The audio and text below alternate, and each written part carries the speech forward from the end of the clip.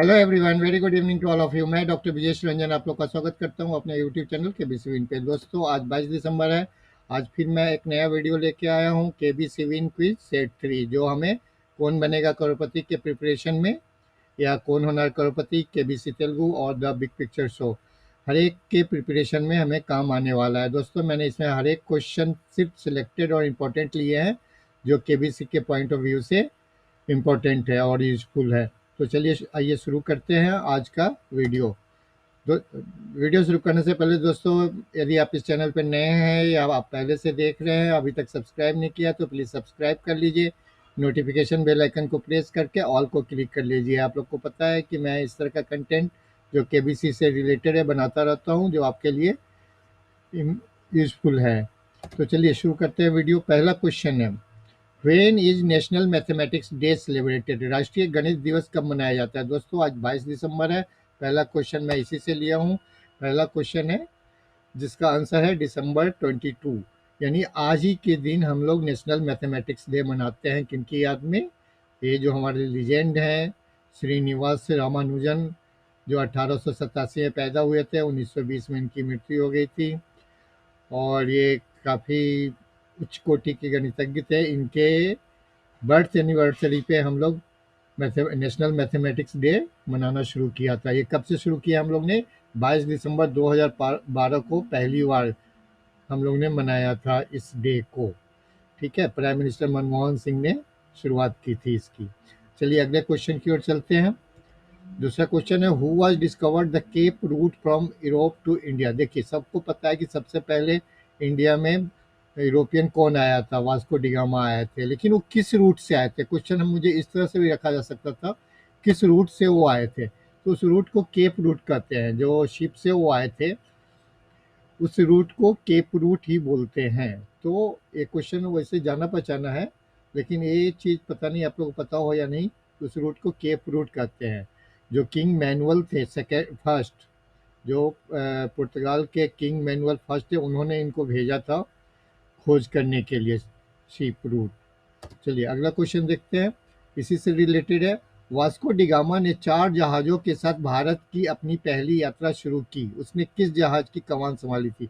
दोस्तों, Vasco da Gama जो आए थे इंडिया की तरफ, जब आए थे तो 4 जहाज़ के साथ आए थे, जिससे 3 जहाज़ पे तो लोग सब थे, एक पे गुड्स वाले जहाज़ थे, उस पे वो सामान लेके आए थे बेचने के लिए। चारों जहाज में वो किस कमान संभाले थे? तो उस शिप का नाम था साओ गैब्रियल।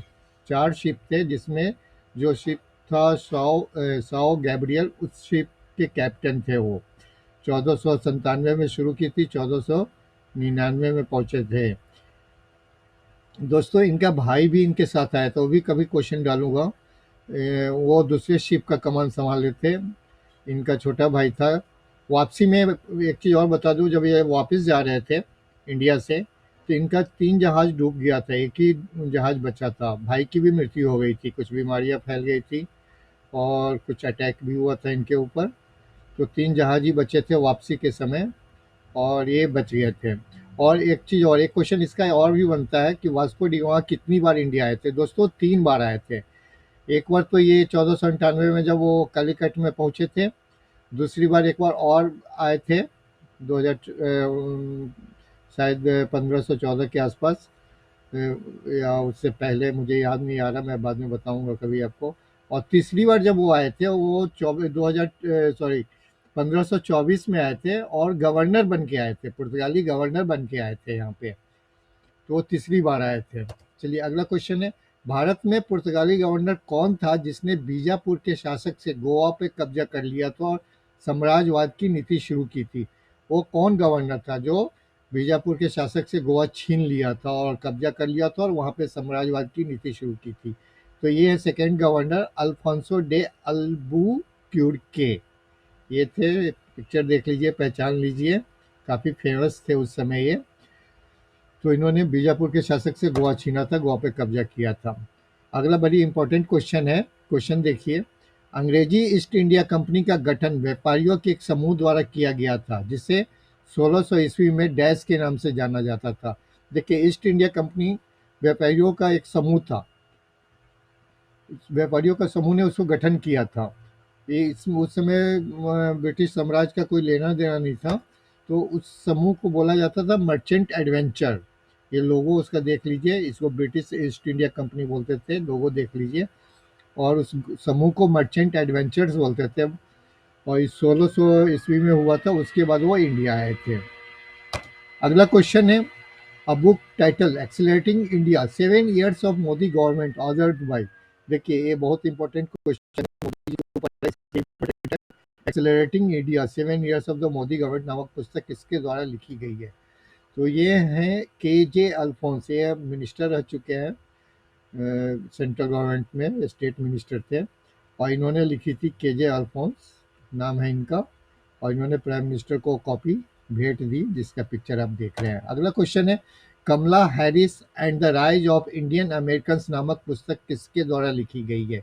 ये भी एक इम्पोर्टेंट क्वेश्चन है। कमला हैरिस के ऊपर बुक लिखी गई और ये लिखा है तरुण बसु ने। इम्पोर्टेंट क्वेश्चन है, इन बुक का नाम याद रखिए, किसने लिखा वो भी याद रखिए। Tarun Basu, Kamala Harris and the rise of Indian American. अगले क्वेश्चन है, निम्नलिखित में से किस यूरोपियन ने भारत में अपनी सभी बस्तियों को, बस्ती यहाँ लिखा हुआ है हिंदी में ट्रांसलेट किया तो, लेकिन उनका जितना भी सेटलमेंट था ना, वो अंग्रेजों को बेच के वापस चले गए थे इंडिया से। तो ये थे डेनिश, जो डेनमार्क के लोग कहलाते थे। ये 1620 के आसपास सेटल हुए, 1616 आए थे इंडिया में, और अंग्रेजों के बाद ही आए थे। और इन्होंने भी वहाँ सेटलमेंट कुछ किया, लेकिन ये सफल नहीं हो पाए, फेल्योर हो गए। फिर अपना सारा सेटलमेंट इन्होंने ब्रिटिश को बेचकर चले गए थे। इन्होंने अपने यहाँ पहली कंपनी तमिलनाडु में लगाई थी, ट्रांकबार, और 1620 में, और 1676 में बंगाल से। तो ये जो लाल लाल निशान है, ये यहाँ पे इनका कब्जा था। यहाँ जो देख रहे हैं, ये तमिलनाडु का एरिया है, यहाँ पे इन्होंने अपनी अपनी फैक्ट्री लगाई थी, और बंगाल में। लेकिन बाद में ये ब्रिटिश को बेच के चले गए। चलिए आगे क्वेश्चन को देखते हैं। Which country was hit by Typhoon Rai by strongest typhoon of 2021 दिसंबर? दिसंबर 2021 के सबसे शक्तिशाली तूफान राय ने कौन सा देश को प्रभावित किया है? हाँ, दोस्तों ये फिलीपींस है। आज तक का ये 2021 का ये सबसे ज़्यादा शक्तिशाली तूफान है, जो फिलीपींस को तहस नहस कर दिया है अभी। वो 195 किलोमीटर पर आवर की स्पीड से आया था। बहुत सारे लोग मरे भी हैं, 500 से ऊपर लोग। और ये कहा जाता है 2021 का सबसे शक्तिशाली तूफान है। इससे पहले जो शक्तिशाली तूफान आया था, वो 2013 में हैरन के नाम से आया था। हैवान हैवान करके तूफान 2013 में आया था। उसके बाद ये आया है। एक्चुअली फिलीपींस में ना जलवायु परिवर्तन बहुत तेजी से, बुरी तरीके से हो रहा है। जलवायु परिवर्तन, क्लाइमेट चेंज ना, तो थोड़ा सा ज़्यादा प्रभावित हो रहे हैं लोग।